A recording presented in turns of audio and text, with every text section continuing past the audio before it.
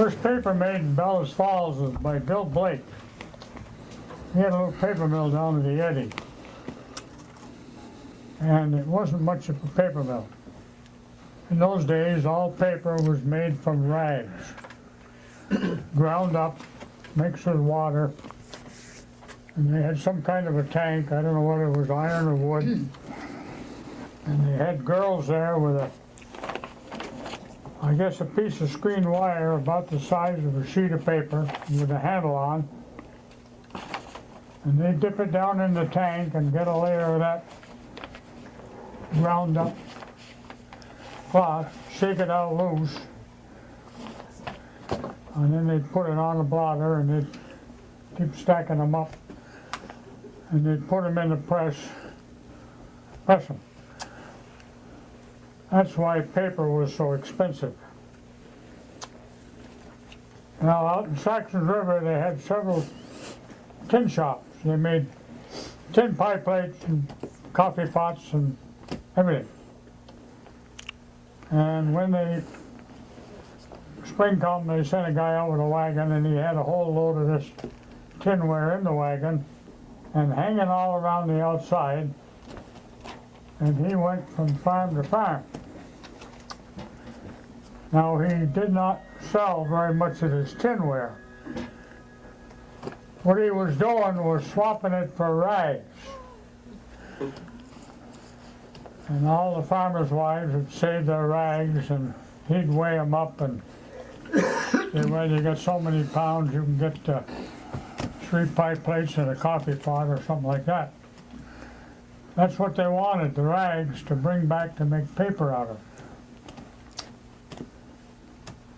Well, they built a canal here for transportation, but that wasn't too successful, but it was there. Russell from Holyoke come up here on a visit one time and looked around, and he see all the room, and one thing you need for a paper mill is one hell of a lot of water, and they had plenty of it here. About the only one drawing water off it then was the grist mill. So he started paper mills here, and then they started grinding up wood pulp to make paper out of it. This is one of the, I won't say it's the first place, but it was a very early place where they made ground up wood pulp. And of course they cut the timbers way up north, and Van Dyke drove them down. And just north of the dam, they had a series of anchors in the river, and they put booms across there. Now all the logs that come down were stamped on the end. International paper, which took most of them out here, just said IP. There was other logs that went down to Holyoke and what's the place in Connecticut where they got the airport? Bradley? Bradley, yeah, well, there's another, Windsor Locks. Windsor Locks. There's another paper mill there. And they had to sort the logs here. And they had a fella here that was in charge of the sorting every year, and we had his daughter at a historical meeting one night, and he was a French-Canadian, typical logger, and I've talked to several guys. A lot of the fellows used to get a job there in the summertime when they were taking the logs out and piling them up in North Walpole. And said when they started, he'd get them all together. He said he always started off the same way. Gentlemen, you're sons of bitches. Now he was issuing them long pike poles, probably 10-foot handle. On the end it had one hook going this way and one hook going that way. You could either pull a log in, or for one they didn't want, they could push it out. And he could hire plenty of help, but pike poles cost $2 a piece, so hang on to the pike pole. And I asked his daughter if that was true, and she says, yep, that's just exactly what he said every year. And they sorted the logs there and took out all the IP, piled them up in North Walpole. They had a track going down there, and they had a small tank engine, and they'd load them on cars and they'd push them out, and the B&M would take them down below the tunnel, spot them on that track, and then they were cut up and ground up. The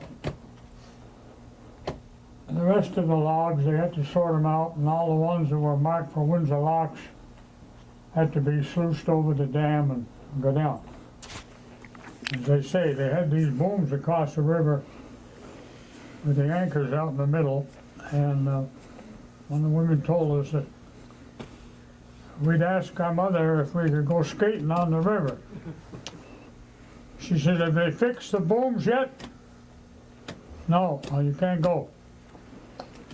Well, every year they'd either fix the booms or put in other ones, and they would make up a big log cribbet, probably 8 or 10 feet square, and they'd haul that out on the ice with horses, cut a hole, and then they'd fill it full of rocks so it would sink.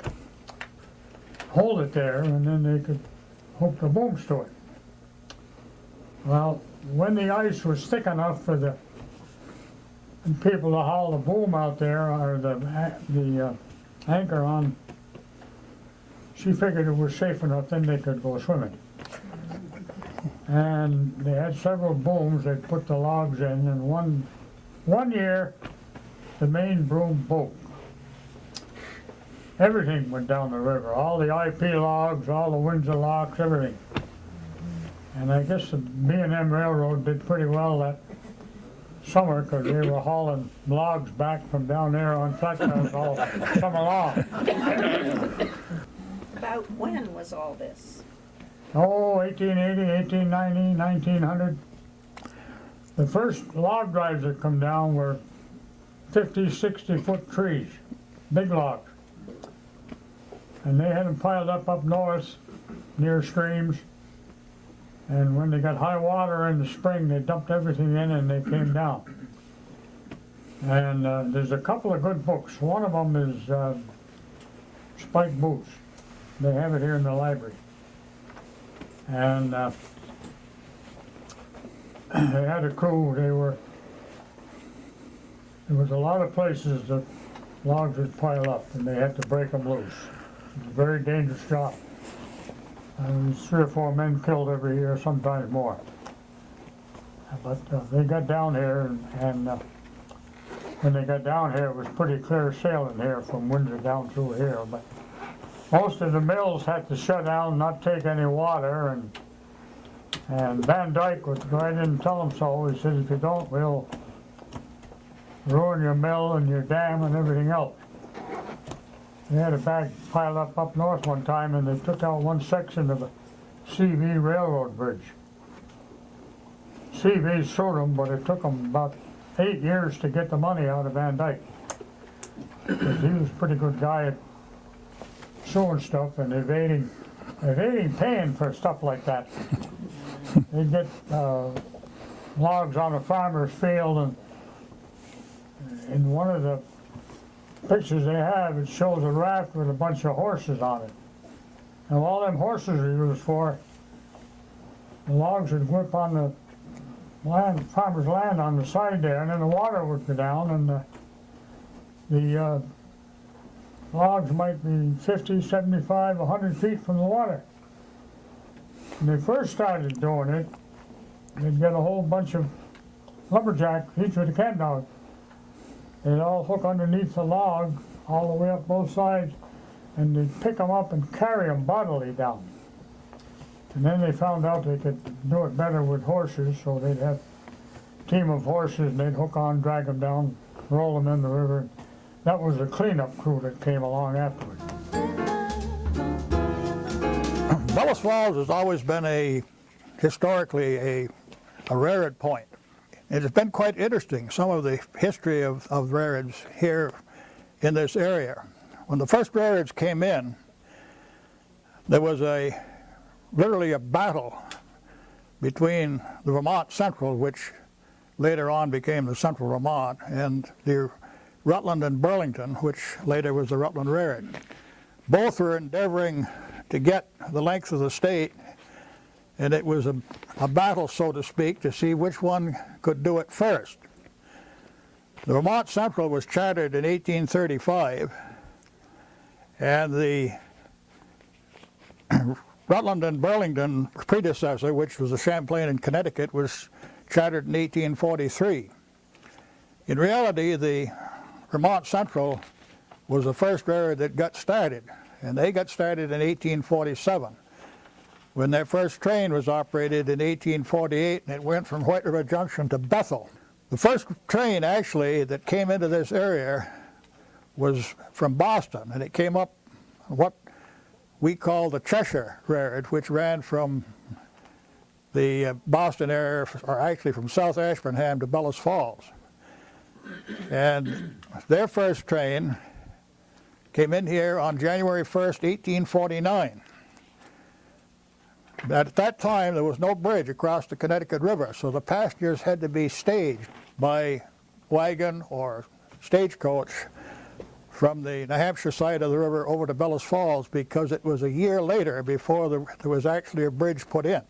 The first work on what was later to become the Rutland Railroad was started in Bellows Falls in 1847, and the first rail was laid here in April of that year. The road was opened to Burlington on December 18th, 1849.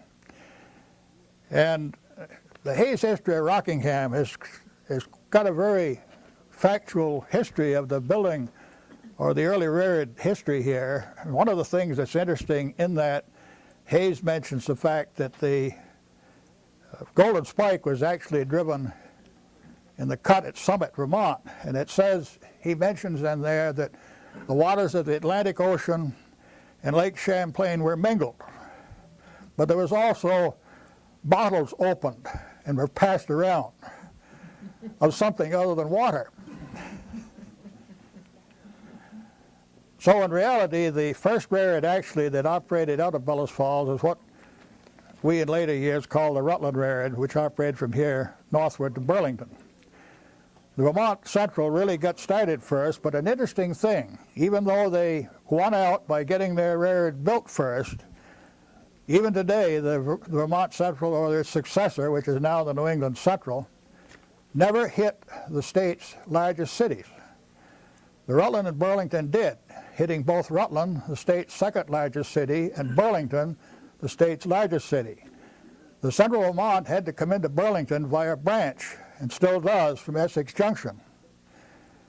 And even Montpelier, which wasn't, when the railroad was built, that important, is not really on the main line of the railroad itself. It's 2 miles, it was a branch that operated 2 miles from what they call Montpelier Junction, which is not even in the town of Montpelier, it's in the town of Berlin, to get into this capital. When I mentioned the first train that came up from Boston in 1849, that train actually operated as far as Windsor that year. And the track, of course, went up the backside of side of the mountain. It's gone now, it's been taken up. But a lot of the older people here remember it was called the mountain track that connected the yard from over in North Walpole to the yard that was on the upper part of North Walpole. And that was the Sullivan County Railroad. They came into being at approximately the same time, 1849, 1850. The last railroad that gets really started here was the Vermont Valley Railroad. That was the line from here to Brattleboro. And they didn't get started until 1851. By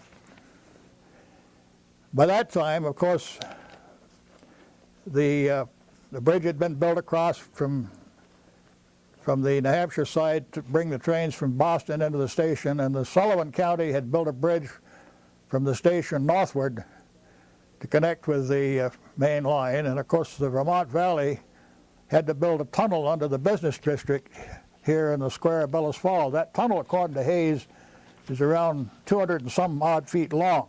In 1850 and 51, the railroad from Windsor wanted to come in the station, and the railroad to Brattleboro, so they had to cross the Rutland. And this is what brought the diamonds. At one time there was 5 crossovers, but that was it. And they had a switch tender that tended the signals on that diamond. They had a ball signal arrangement which governed the movement of trains in various directions over that diamond. In other words, if in the daytime there'd be like big 3 red cans, at night be 3 lights would be up there, would indicate that trains on the Connecticut River line between White River and Springfield had the right to cross those diamonds. If there was 1 light or 1 red ball displayed, that allowed the Rutland to come in or go out. 2 allowed the trains from Boston to cross the diamond. That was and none displayed at all would allow the switch engine to go on a connecting route between the 2. Probably the most interesting event that happened in the building of these railroads here was an event that happened in Cavendish in 1847. When they were blasting to make a cut up through there, a premature discharge of black powder went off, and a tamping bar, which is an iron bar about 5 feet long, was blown through this foreman's head. It literally went right through his skull, out one side, right out the other. The amazing part of it was that the man lived. Unheard of at that time. Of course, it really knocked him out. They rushed him down to a local doctor that was there in Cavendish, and of course they figured he was a goner for sure, but he survived, and he lived for 10 or 15 years thereafter. That's one of the more interesting things that happened, I think, in the building of the railroad. Well, the roundhouse, of course, is a name really for an engine house. And the reason, of course, it was called a roundhouse because it was serviced from a turntable, which, of course, was round. In some terminals, not here in Bellows Falls, but in some terminals, they're actually the engine house or the roundhouse really went around the entire circle. I've seen 1 or 2 of those. The Canadian National had a big roundhouse in Montreal, Turcotte, and that was a building that went completely around the turntable. There was just one, actually there was 2 entrances where they could get onto the turntable, but the building itself went completely around it, so it was a round house. Here in Bellows Falls, the Rutland they originally had a 5-stall engine house, which of course obviously didn't go completely around the circle. And the Boston, Maine, which is now the Green Mountain Engine House over North Walpole, that was a 5-stall, or it is a 5-stall building. But that's where the name came about, because it went around the turntable, which of course was round. Now the turntable was where the engines could be turned. And various steam engines, of course, generally were not easy to operate in reverse over a great distance. So it was convenient, not only convenient, but it was necessary to turn them, so they were always headed in the right direction. This wasn't so important with the diesels when they came along, but it was necessity with steam. I think one of the more interesting railroad lines we had here in Bellows Falls was actually probably the shortest lived, and that was the Bellows Falls and Sax River Street Railway. That came into being in 1900 and went out of business in 1925, a very short period of time actually. But it served a purpose, and it was a very interesting line. Barber's Park, the railroad was promoted, actually the BF and SR was promoted by a man by the name of Barber. He gave the park to the railroad, and that was developed into a very interesting park at the time. They had a ballpark there, they had a swimming pool, all sorts of things. Barber had left the park itself to the railroad, and it was with the understanding if the railroad ceased that it would revert to the original owners, which it did when the railroad did cease. I've been involved in the railroad business, or was involved with it, from December 1942 until I retired in 1988. When I came back from the service in 1946, I sat down one day and I made a count of the number of people that were employed in the railroad right here that were here in Bellows Falls, this Bellows Falls proper. Now this included the Boston Main Railroad, the Rutland Railroad, the railway, and the Railway Express. And as hard as it is to believe, there was 155 people in 1946 that was still in railroad employ, and this was not the peak. Probably the peak of the railroad here in Bellows Falls would have been in the 1920s, was back in the era of the paper mills that Bob spoke of. Also in 1946, the Rutland had 6 passenger trains a day that were operating between Bellows Falls and Rutland, 3 north and 3 south. The Cheshire branch from Bellows Falls to Boston had a total of 12 trains, passenger trains a day, 6 north and 6 south. The Connecticut River, that's the line from White River Junction to Springfield, there was 12 passenger trains a day. Now you want to remember this is beginning when the railroads, passenger service had even started to decline a bit. So this is not the peak years. A lot of these trains, pretty near all of them for that matter, handled mail and express, and some of it was very substantial. The stopover time of some of these trains, or the working trains, would be 20 minutes to a half an hour here while they unloaded mail or loaded mail or unloaded mail, both mail and express, a lot of it. Of course, that mail is gone from the rails pretty much anyway, totally, or certainly as it was handled then. At that same period of time, on the Connecticut River, there were 6 freight trains a day north and 6 freight trains a day south. The Rutland had 2 freight trains a day in each direction between here and Rutland, 2 north and 2 south. On the Cheshire side, there was also 2 freight trains a day in each direction, one between Boston and Bellows Falls and one between Worcester and Bellows Falls. A lot has changed in the railroads since this era of 1946 that I mentioned. The railroads began a gradual decline, both in passenger and freight service after that point. And prior to Amtrak coming into being, the last passenger trains that operated into Bellows Falls was in 1968. By that time, the Rutland had gone out of the passenger business. They went out of the passenger business in 1953. The line from here to Boston lasted a few more years. They were still passenger trains from here to Boston as late as 1958. Freight trains also declined. A lot of changes have taken place. Originally, following the original railroads here, the Boston Main Railroad was probably the big railroad here in Bellows Falls. Today, there is no Boston Main. It's gone. Their operation, or the successor operation here, is a very spasmodic thing, if at all. The line which they operated and controlled and owned at one time, they eventually lost it through a failure with Amtrak, and the line was eventually passed to the Central Vermont. And that in turn, when the CV was sold, became the property of the New England Central. And the freight trains that the Boston Main at one time handled through here, which were big freight trains, that traffic has changed and has now been diverted where it was coming out of Canada and coming down through here from Newport, Vermont, down through White River and so forth. Now it's going down the west side of Lake Champlain over what is now the Canadian Pacific, used to be the Delaware and Hudson. So basically, at the moment, let's put it that way, at the moment there isn't that much through service as far as what was once the Boston Main. Now the New England Central do still have a freight train, a good-sized freight train each way every day. I guess every day except one.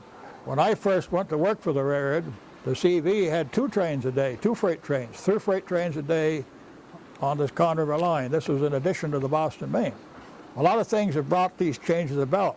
As far as the passenger train is concerned, as we all know, our love of the automobile is what spelled the end of the passenger trains. It spelled the end of the electric railroad, of course, too. It's been interesting, and it's been a very important part of the history of this area. The rail transportation certainly was a longer lasting, or has been a longer lasting thing than any of the others. As Bob mentioned earlier, the canal being used for navigation, that was, again, a relatively short-lived means of transport.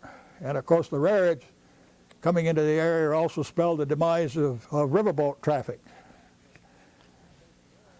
And of course, the highway system has also dipped heavily into the rail traffic in recent years as well. Milk was a very important thing to the railroads, particularly to the Rutland. At one time, the milk business probably represented better than 50% of the Rutland's total revenue. Now, when I said nothing to New York, on the Rutland line itself, some of their milk did go to the New York market. Their milk train started on the western part of New York State at Ogdensburg and crossed the entire state of New York to Alberg and then came down to Rutland, where part of this milk then went down to the New York market. part of it came over what we call over the hill to Bellows Falls. And of course, we had a creamery, which was a very substantial operation here in Bellows Falls, the Bellows Falls Cooperative Creamery. In their heyday, they shipped 10 to 12 cars a day to Boston, just from Bellows Falls, just from that creamery. It was all bottled, all ready to go into the store. They had the contract for the First National stores. That was a substantial contract. The milk that came down off the Rutland was in bulk tanks, refrigerated tank cars. And this again went into Boston, but it was shipped to H.P. Hood and to Whiting, and it was bottled in Boston rather than here. Out of here on the Boston, Maine, going to Boston, their milk train was strictly, it was operated on a passenger train schedule, but they didn't carry passengers. During the wartime years, they did. They carried passengers from here to air only. Now the empty cars coming back all did come back on conventional passenger trains. And the Rutland milk coming in here did come on a first-class passenger train. But the milk business was very critical. Now this business from Bellows Falls Creamery here, that milk had to be in Boston at 2:30 a.m. in the morning. They would break all records to get that milk down there because it had to be in the stores that day. No good 2 days old. At one time there was a stock train. A big amount of stock was handled by rail at one time. This was before my time. It came out, they started out on the Rutland, coming down, picking up stock all the way down from various places, including Chester. There was a stockyard in Chester even. There was one at Coal River at one time. And this stock all went to Brighton, where there was apparently a big slaughterhouse. Now, it went out on a Monday, but it wasn't a full train. There'd be 2 or 3 cars on the regular freight train of stock still being transported. In 1946, the Rutland bought 4 modern steam locomotives, which were a dual-service engine for passenger freight service. These engines were scrapped before they were even 10 years old. The last steam engine on the Rutland was in 1953. I was working when that was the last one. Now, the Central Vermont continued with steam a little longer, I think until about 1955. And although they, believe it or not, the last of it wasn't even their own engines. They were engines of their parent company, either the Canadian National or the Grand Trunk, that were being operated. But they still had steam engines that were going until 55. Now the Boston, Maine, they were about the first one here that were dieselized, right here in Bellows Falls. Although they had steam in the Boston area a lot longer than they did here, they ran steam on some of their commuter trains right up until the Bud cars were, they'd really got the fleet of them well established. The Bud cars came into being, they were a very successful development of passenger transportation, very modern. The Boston, Maine, believe it or not, was probably one of the biggest purchasers of Bud cars. At one time, the Boston, Maine Railroad had close to 100 Bud cars. They retired practically all of their commuter rail cars for Bud cars. And as I say, they were self-propelled. They were, of course, they were not stainless steel. Not that many of them survived because rail equipment, or particularly passenger equipment that's been built in recent years, is not as long a life object as it was originally. Same with the automobile. The early days of the automobile, they were a little longer lasting than they are today. The Bud cars, they served a good purpose. They're still around. They're not made anymore. There's a couple of them here in town that belong to the railroad down here. I don't know what their plans are with them. The idea, of course, was to cut down the cost of operation because a single Bud car could be operated with 2 men, an engineman and a conductor. And the railroads were successful, particularly here in New England, in getting the unions to agree to this. So it reduced the size of the crew considerably, where a passenger train, a conventional train, required an engineer, a fireman, 2 brakemen, and a conductor. So if you could eliminate some of that cost, this was one of the innovations. Now, of course, when they used them in commuter service, they would hook probably 8 or 10 of them together. This required additional people, obviously, because they didn't operate that with just 2 men, but there'd be additional trainmen aboard. But nevertheless, it was a cost-saving thing. In 1924, they had a strike in the paper mills. Now, there's paper mills, I think International Paper owned 4 or 5 of them, but they were old, small mills. They took upstairs, and elevators, and downstairs, and in and out, and everything else. And as I say, the International owned 4 or 5 of them. And when they had the 27 flood, they had the power station was pretty well built. There was nothing in it. I've got pictures of water running. I'd show it and coming out the back window. And it washed out a lot of the paper mills, including the Babbitt Kelly Mill, which was down behind the J. Moore Mill. And they were going to sue New England Power. And New England Power just bought that John T. Moore Mill, and they were going to tear it down and clear it out. Instead of that, they gave it to them, and after that it became the Babbitt Kelly Mill. It was the last paper mill that ran in Bellows Falls. They had the strike in 1924, which was the boom time after World War I, and they all figured, well, at boom time they can get big wages and everything else. And the International Paper told them that if they went on strike, they would just move out of here. Well, I think probably the International Paper knew that New England Power was going to come in here, because they just sold everything to them. And they went to Three Rivers, Quebec, and they built a modern plant up there. And that would put out as much paper in a day as their 6 or 7 mills down here would in a week. It was all on one level. You put pulp in one end and paper came out the other. And that hit Bellows Falls hard. On a paper machine, you had the paper maker, he was in charge of it. You had the back tender on the wet end, and then you had the third hand. But I think they ran on a 3-man crew on most of the paper. Another thing they had, that paper was made by weight. It was 90-pound paper, 40-pound paper, something else. And the way they determined that, the paper maker had a 1-foot square piece of metal with a handle on it.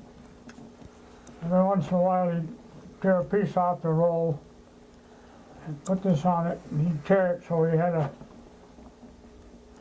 piece of paper that was 1 foot square.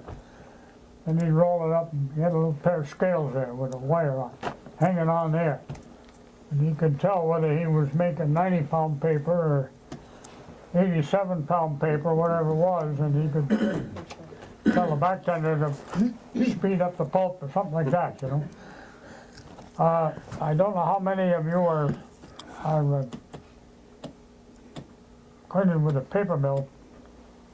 They started off with a beater. Now, the last of the Kelly paper running down there, they made nothing but wrapper.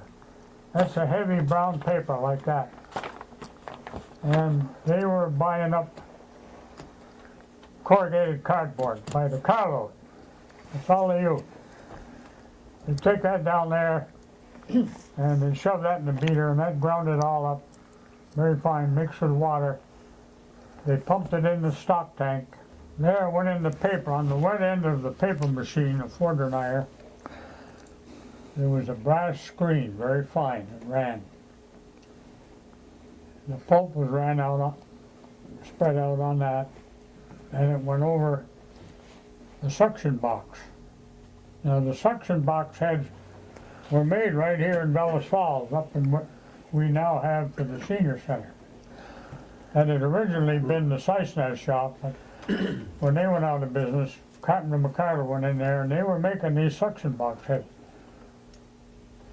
The only lumber they liked elm, but it was not sawed lengthways like a board, it was sawed crossways, because they only needed pieces that thick, and they wore better than that. And then they put brass on. They sent them all over the world. They were famous for making them. Anyway, the screen went over that took some water out, and then the went along, and then they had a felt in there. Paper went on that, went over rolls. And each roll squeezed a little more water out. Went way up, halfway up, better than the machine. And then on top of them were big rolls about this big, and they were full of steam. They were hot. And the felt come back over that, and that helped dry it out. And the last 4 rolls on the paper machine, there was 4 high. They were solid steel, and they were the calendar rolls. They had a nice shiny surface, the paper went between there, and they give it that nice smooth finish. I went off of there, and on the back was a rigging with 2 rollers on it. And they have a wooden core, line the paper on that. When the roll got about that big, they could crank that around, crank that one up, bring the other one up, and they'd break the paper and wrap it around there quick. They never stopped the machine. And when they had a break, which they did once in a while, you had all these rolls. And you don't notice it so much today, but there was a lot of one-armed men around Bellows Falls. And the reason for that, they had to grab that paper coming over a roll and grab it, throw it in here and up there, and if they got caught, they lost their arm. That was it. And there was quite a few of them around here. The big houses, yeah, most of them were built with paper. I'll tell you one, where Doc Griffiths lives. That was a Robinson. That was paper mill money. Where his office is up there on Westminster Terrace. Yeah, that was a Babbitt. Yeah, there was. Then there was another Babbitt on the corner of Henry and Hadley, not Hadley, South Street. There was George Babbitt, John Babbitt, and Fred Babbitt. They were all in the paper mill business. They built them. They had carpenters in there. Of course, in those days, they could get a finished carpenter for about $1.25 a day. Now that big house right next to the laundromat on Ackerson Street, that was built by Dr. Miner. Now that was supposed to have been one of the most expensive houses ever built in Bellows Falls, even in that day, because it was something like $350,000. He had several fireplaces, one imported from England, one from France, one from somewhere else. And it's quite a house. When he was building that, they were just starting to wire houses for electricity. And you could buy a gas plant that you could put in a house. Now the entire gas plant is still down in the cellar. And I looked at it before they sold the place, and they would have given me that for the museum, but I just couldn't have any way of getting it out or setting it up again. But there was one there was one in the Guile House up on Westminster Terrace, Carolyn Arms's house where the park is now, and the Episcopal Church. That's 4 that I know of that had those gas plants. And what most of them were, it had a compressor. That compressor was run by a big concrete weight, about that big around, about that thick. And it had about a 10-fall cable with a crank, and it went down in the pit. You had to crank it up once a week. And as that went down, they just had a tank outside with ordinary gasoline in. And yeah, and they would compress that, and it stunk, I'll tell you, because Carolyn Arms used hers up till the time she died, I guess. You could always smell it in there when she was using it. The Ladd House, all the fixtures in there, if you have a chandelier with 6 lights in it, 3 are gas and 3 are electric. It's still in there. Thank you. Dr. Riker's place on Henry Street, that was a John T. Moore house. He was paper Yeah, maker. big one too, yeah. Where the Moose Club is, that was Riley. He was a general foreman, I believe, for International Paper. Yeah.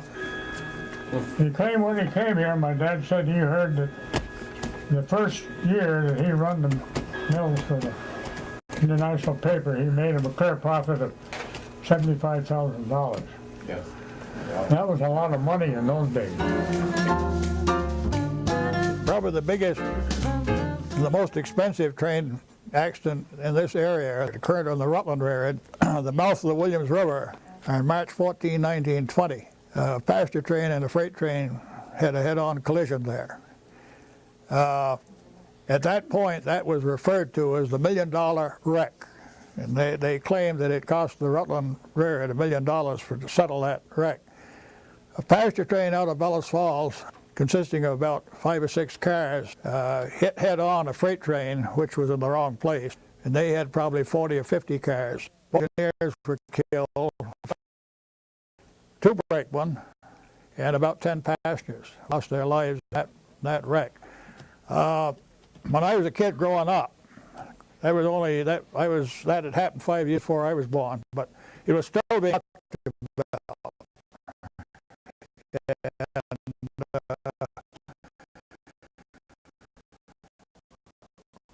About that wreck. While we're on the subject of wrecks, talking a little bit about the Bellows Falls Section River Street Railway. They started down at the railroad station. They went up by Buckley's building up onto L Street, by the post office, up through the square, up by the Arch Bridge, and they turned to go down Atkinson Street. Right where that little island is, where the pumping station is, they had a little siding on this side of it. And the guy going out had to pull in there and wait for the guy coming back so he'd know it was clear. And then they went down Atkinson Street and they turned on the extension of Henry Street down there and up Pine Street. Now Pine Street was never developed the whole length into a street until they put the street railway through, and then they graded it. Went up there, went out West Street, out around by Beebe's, and when they come around the other corner where that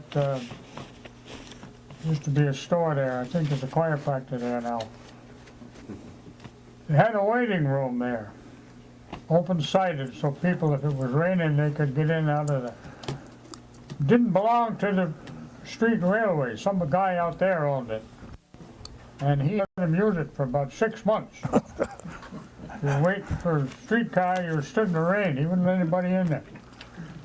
And it went down there, and just as you started down the hill, it went on along on a private way out to Barber's Park. They had a station there, of course. They had the theater, the restaurant, That's all. and the That's all. dance hall.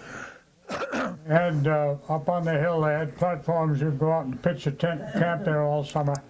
There was 2 permanent camps out there. They had the Shoot the Chute, which was famous for burning your elbows. And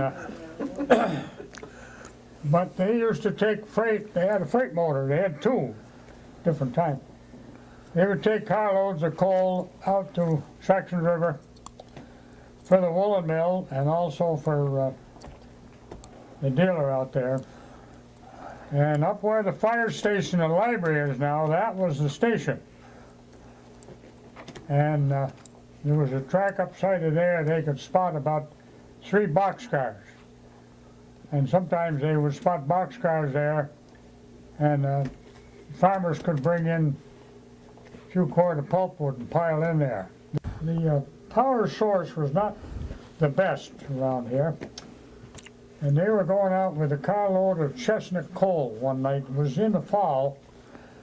And they went all the way down, and they went up the extension of Henry Street and went around the corner and started up Pine Street. And they got up there and they lost their power. The power went right off. They had air brakes and they tried them, but couldn't stop it. They went down there backwards. And when they hit that corner, going on the extension of Henry Street, it was just too much for that carload of coal, and it tipped over.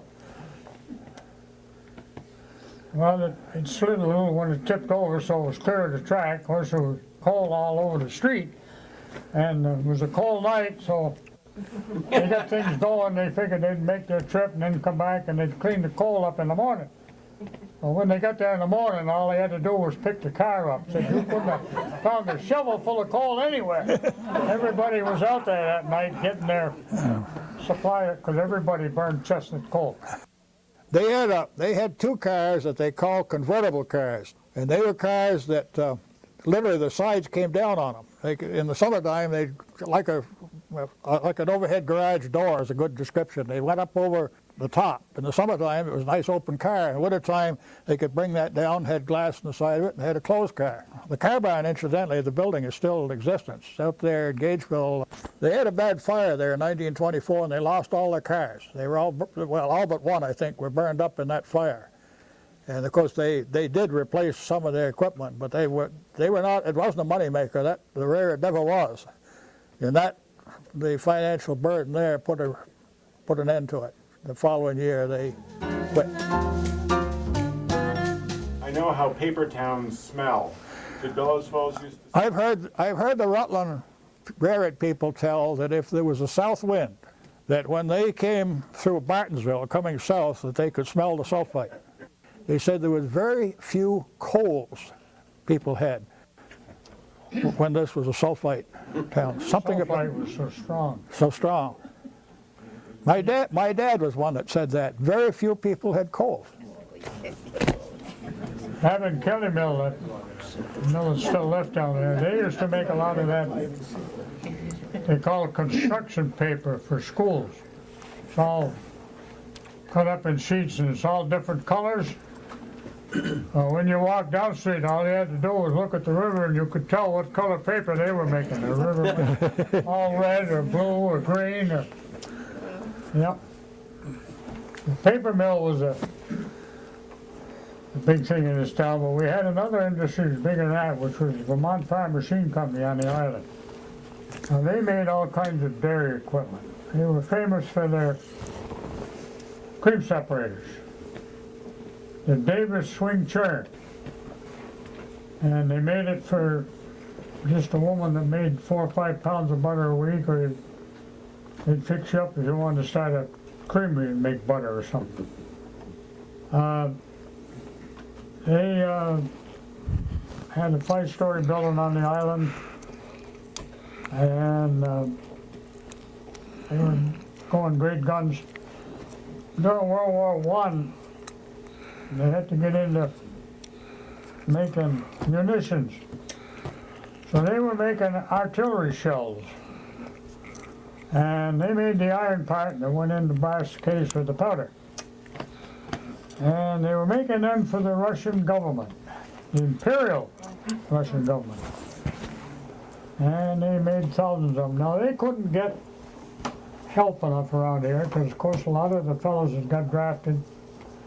And somebody had a brainstorm. So they sent somebody over to Greece. And over there, when you got a certain age, you went into the army whether you liked it or not. And in them days, the generals running the war, all they was thinking about was pouring more men in. They called it cannon fodder, and that's just about what it was. You read up the amount of men that were killed in the First World War. So they went over there and they recruited these Greeks, and they paid their fare over here, and they didn't have any trouble getting them to come, because if they come over here, they wouldn't have to put in the army over there. And they had a great number of them, and some of the pictures you see at the old Vermont farm, they all had a big bushy mustache, you know, and a lot of them stayed after the war. There was quite a few Greeks around here. They always said when 2 Greeks met, they'd start a restaurant. Well, I think it was true, because they had some good restaurants too. Well, Mike Galatis and the Chimes and all them. But that was, because they had the creamery and they had that.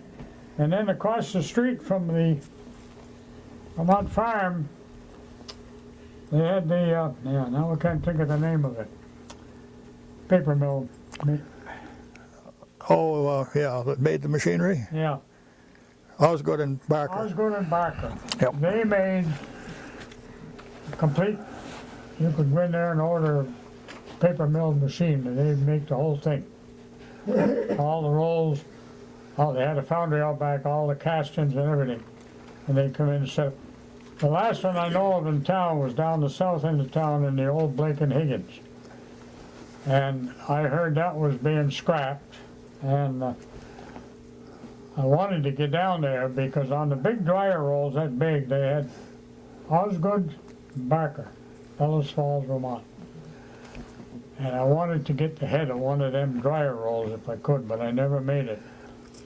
But the fellow that's running the over where Rob Paper is today, he's printing plastic paper and everything. I was talking to him one day, and he says, "We didn't junk that, Bob." He says, "I helped take that out. Went to South America, and it's still making paper." Probably over 100 years old today, but the machines were well made. Osgood and Barker. Did either one of you Bobs ever meet Charles Doe? Sure. He lived right next door to me once. Well, he was famous for putting the first radio on the air in Vermont. And their claim was that it was 1913 was the first radio station, WLAK in Bellows Falls. It wasn't licensed, but it had 500 watts, and you could hear it between Montreal and Boston. And Channel 3, or WCAX in Burlington, always claimed to have the first radio station, but if you check that closely, what they had was the first licensed station at 16. This was on here 3 years earlier. Probably wasn't legal at all, but he kept booping the power up, so he was getting replies from out in Ohio and out that part of the country, you know. And he had all those things, and he went up to work in WNBX up in Springfield one time years ago. He worked there as engineer, and he was telling one of the guys about it. "I'd like to see that," so he brought it all in, and the guy lost it all somewhere.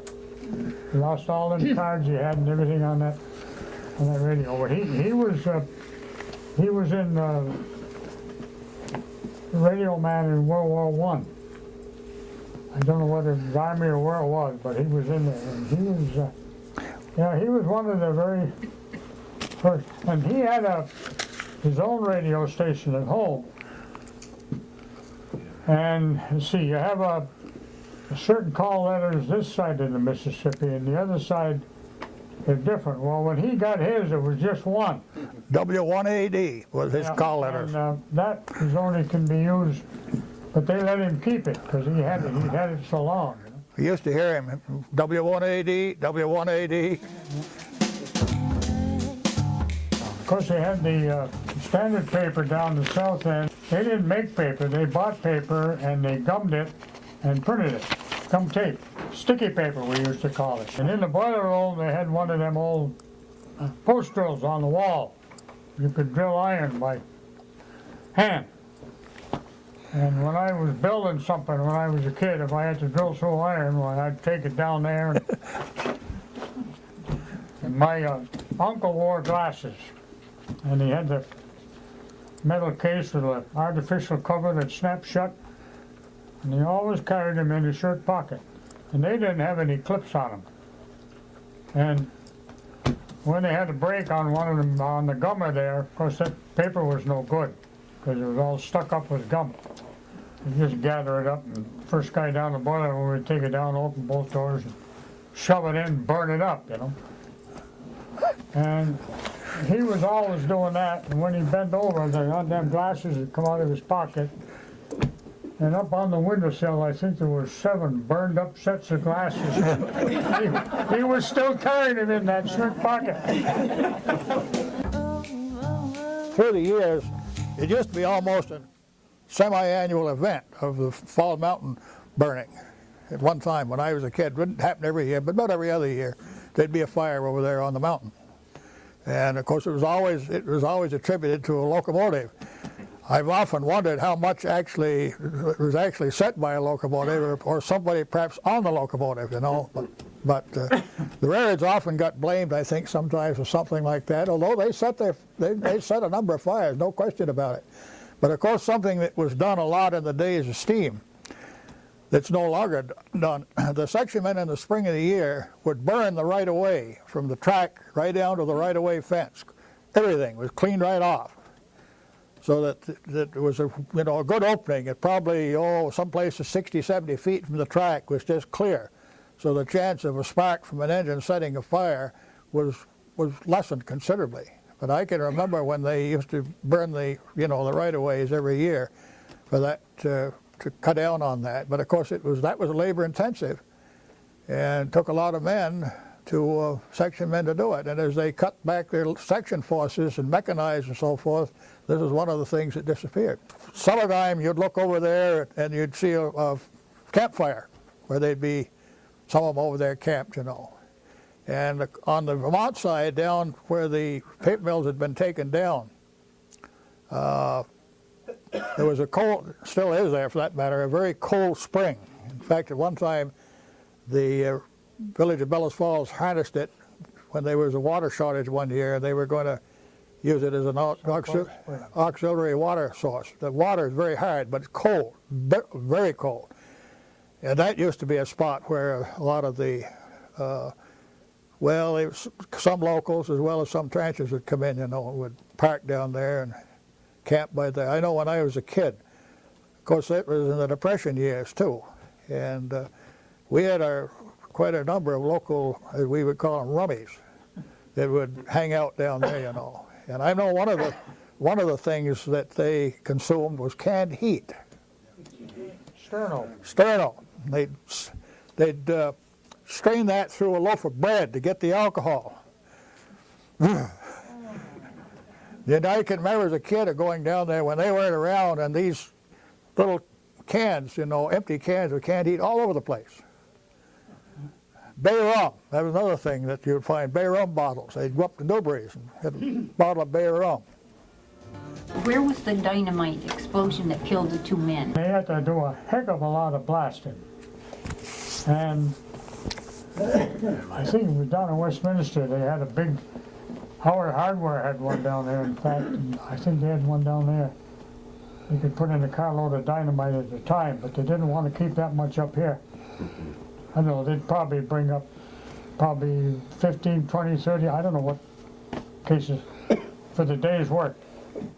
And there was an old fellow in charge of it, and one of the steel boys that worked out in Gageville, and I don't know what the other fellow's name was, but it was in the morning, shortly after they'd gone to work, and I don't know how much dynamite they had in there, but it blew anyway, all at once.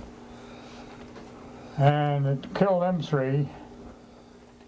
It broke damn near every store window in the square, and a lot of other windows. And they claimed they found a man's arm out on the lawn out front here. And everybody in town had cracked ceilings. I don't know whether it was all done from the dynamite explosion, but they all claim. Well, Jay Graves, the contractor who owned the nursing home, he just started in business.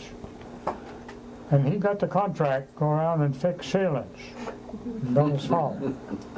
And I think they did pretty near every room in every house in Bellows Falls. All you had to do was call up and say, "My, all right," he'd put you on the list and he'd show it. And they'd fill up the cracks, and then they'd give him a coat of Moresco. He had 5 or 6 crews. I think they worked about 2 years. Did you know Nelson Blount? Worked for him. Could you tell us a little bit about him? Kind of an eccentric gentleman. The first I heard of him, I was still working for the Rutland, and I had a friend of mine that was a conductor on the B&M. And he stopped to see me one day, and he says, "What do you know about that Blount fella?" I says, "What Blount fella?" Well, he says, he's got the, I understand, he says, he's bought the B&M Roundhouse over the river. He says, he's going to have a museum over there. I said, "Oh, I hadn't heard about it." Well, I had. He said, "Let's take a ride over." Well, just so happened, he was there. That was the first time I'd seen him. This was in late November, early December of 1960. And there was 3 or 4 men working around there, and this fellow in a red plaid jacket was on a farm tractor around there with a big cigar in his mouth. Of course, I had never seen him before in my life, and neither did this other fella. Eventually, he got off the tractor and he come up and he says, "Can I help you fellas?" And I was a little bit more reserved, I guess, then than I am now. And the other fellow says, "Yeah," he says, "we heard a fellow by the name of Blount had got this place and was going to have a museum here. What did you hear about him?" So he leads him on and on and on, and finally he says, "I'm Nelson Blount." After he fella, but he'd nothing derogatory been said about him anyway. But he went on with quite a spiel of what he was planning to do and so forth and so on. And we went about our way, and as I say, snow came, I think, within a week after that, and nothing further happened. And the following spring, I went to work for him. And I was on jury duty over in Newfane County Court. I came home one afternoon, and my mother said, "A fellow been looking for you." He says he says he wants to talk with you. He says Blount is going to hire some men. He's going to start his Railroad Museum. Well, I says, "That's fine." I said, "I don't know how the heck this is going to go, because this is early part of April, and I think the spring term of court went till May or June anyway." So anyway, there was one of the town officials was the one that had called my mother, so I talked to him, and he says, "Don't worry about the court business. I'll take care of that for you if you get a job with him." So I think you went with me, did you? We went over he was living in Dublin, New Hampshire. I went over on a Sunday over to his farm to see him, and he had a pretty good place there. He was farming. In fact, they were maple sugaring, and I remember he come in and talked with us. The long story short, I went to work for him the next day, or within a short time thereafter, and that's where I started my career with him. And of course, worked for him as long as he lived. And after he died, of course, prematurely, with the result of his widow, the railroad was passed on to us, the employees, for quite a reasonable price for that matter. In fact, we bought the railroad for, it's common knowledge, for $10,000. But we also inherited $100,000 in indebtedness to him, or to his estate, because up to that point, it had been mostly out of his pocket. He'd been advancing money to keep the thing going and so forth, because we were going year-round. There was 4 or 5 of us working year-round there, you know. And in the winter months, at that point, there was no freight operation. It was strictly excursion passenger, and there wasn't much going on in the excursion passenger business in the wintertime.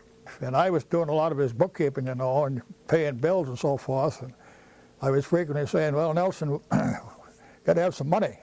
Gee, I just brought up $3,000 the other day. What'd you do with it?" You know, I paid bills. But he was a fascinating man to work for. I enjoyed working for him. I've always sort of referred to him as my mentor. He was a man that I saw a lot of change in him in the time that I worked for him. He was all business to start with, and when we first went to work for him, he was hung up on what was going around then as they called technocracy. He was getting involved in his interest in railroads. Of course, he already had owned the Edaville Railroad down in the Cape. The property, the former still the B&M property over there was available. The B&M had done away with the engine house. It was vacant, and the man that was president of the B&M at that time had offered the property to him at quite a reasonable price as possibly a place to establish something, and that's where we got started. But as I said earlier, he eventually, in one of his contacts that he was become very friendly with a man that was the vice president of the Canadian National in Montreal, and he got him started off in the area of religion, which was good. It was good for him. Nelson became a lay preacher actually in his later years, and he was very strong and very devoted in his very strong in his religious beliefs, and they were good. There was nothing wrong with it, and this was very beneficial to him. Where he had been in our earlier years, you see, he could be a little bit erratic and sometimes a little gruff to do business with, and sometimes unreasonable. His religious growth calmed him down so that he approached things in a much more reasonable way. But you talk about Blount, well, he and I were quite a lot alike. We'd have arguments that would go on for days. Quite often when he and I were riding to work together, he'd say, "Will you stay the hell away from Blount today so we can get something done?" We're trying to do steam engine work, and for that you need a lot of air. And we didn't have anything. We were running a little engine there with that, and it didn't work. So I heard about a big compressor for sale down in Keene. I said, "What do you want for it?" The guy says, "You got a bid on it." So I was talking to him. I said, "I'll bid $500. "Oh, you better add more than that. Try $600. So I did, and I got it. Nelson was on a trip. So I had Bill, the office guy, make out the check, and I took it down, paid for it. Started setting it up. Nelson come back, and just like he was saying a while ago, Bill says to him, "Nelson, we gotta have some more money." "Geez, I left you $4,000 just, what have you been doing?" "Well, I paid some bills, and Ashcroft bought a compressor." "He did?" He comes steaming right out in the engine house, you know. And I got it on two big horses in the room where it was going, and when you open the door, it's about that far in there, you know. "Did you buy a compressor?" I says, "Yeah." "Where is it?" Opened the door, and he started charging right in. He almost ran his face right into the cylinder head, you know. I said, "That's 125 cubic feet a minute. That's what we need for boiler work."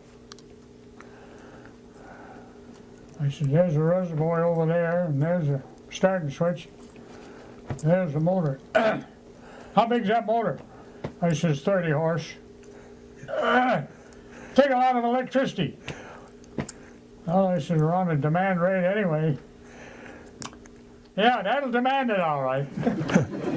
So I went ahead and set the thing up and got it running about, I don't think it was a month. You never know when he come in there who was with him. I met Pat McGinnis when he was head of the, and this day he come in, who's he got with him? Billy Graham.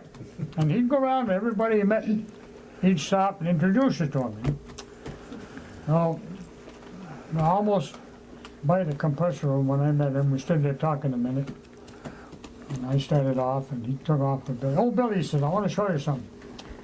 So he opens the door where that compressor is. I've already got it running. "Look at the compressor we bought for $600.